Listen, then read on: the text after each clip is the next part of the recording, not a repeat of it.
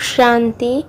आज 24 एप्रिल 2026 साकार मुरली बाबा कहते मिठे बच्चे एबे घर को फेरिबा को हेबो सेथिपाई देहभान को भूली निजको अशरीरी आत्मा भाव समस्तंक ठारो ममत्व तुटाई दियो। आजिर प्रश्न संगम जुगरे तुम्हें संतान माने बापांक ठारो क्यों बुद्धि शिखिछ।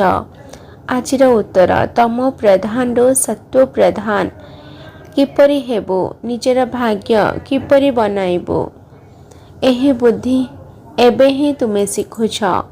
जिए जेते जुगयुक्त एवं ज्ञानयुक्त होइछन्ति तांकर सेतिकी उन्नति होई चली थाए।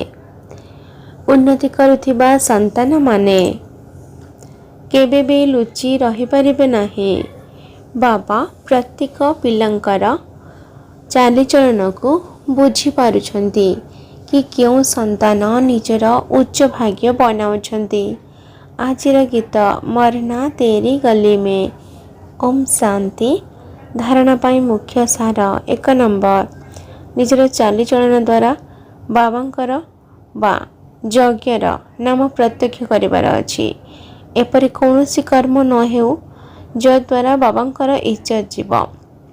सेवा द्वारा निजर भाग्य निजे ही तैयारी करिवार अछि। 2 नंबर बाप समान कल्याणकारी होई समस्तंकर आशीर्वाद नहीं प्रथम नंबर नेबार अछि। गृहस्थ व्यवहार रे रही कमल फूल समान रही बहादुरी देखैबार अछि। आजिर वरदान सत्व प्रधान स्थिति रे स्थित रही सर्वदा सुख शांति र अनुभव करुथिबा डबल अहिंसक भाव सर्वदा निजर सत्व प्रधान संस्कार गुड़िकरे स्थित रही सुख शांतिर अनुभूति करबा ही सच्चा अहिंसा अटे। हिंसा अर्थात जहा द्वारा दुख अशांतिर प्राप्ति हेउथिबो तेणु चेक कर जे सारा दिन भितरे कौनसी प्रकार हिंसा करू नहीं तो यदि कहीं शब्द द्वारा मध्य कहार स्थिति को टलमल कर देउछि तेबे यह मध्य हिंसा अटे। 2 नंबर जदि निजर सत्व प्रधान संस्कार को दबे दे अन्य कौनसी संस्कार कार्यकारी करुछ तेबे ताहा मध्य हिंसा अटे। सेथिपाई महन्यता अर्थात सूक्ष्मता को जाई महान आत्मार स्मृति द्वारा डबल अहिंसक हुआ। आजिर स्लोगान सत्य सहित असत्य मिसिबा मात्र के ही खुशी समाप्त हो जाए। अव्यक्त इशारा महान हेबा पाई मधुरता एवं नम्रतार गुण को धारण कर। तुम मानकर गोटे गोटे बाणी अलौकिक हेउ फरिस्तांक भଳି हेउ प्रत्येक बाणी मधुर हेउ एही कथा उपरे एबे अधिक गुरुत्व दियो तेबे जाई प्रत्यक्षता हेबो।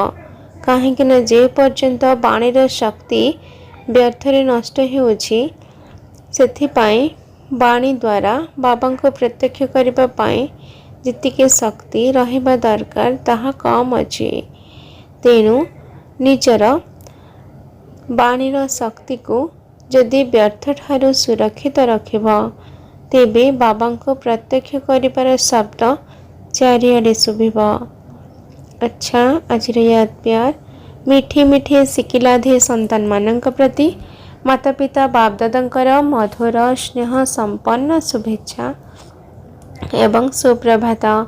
आत्मिक पितांकर आत्मिक संतान मानक नमस्ते।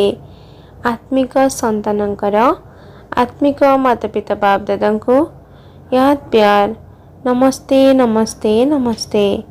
शुक्रिया बाबा शुक्रिया।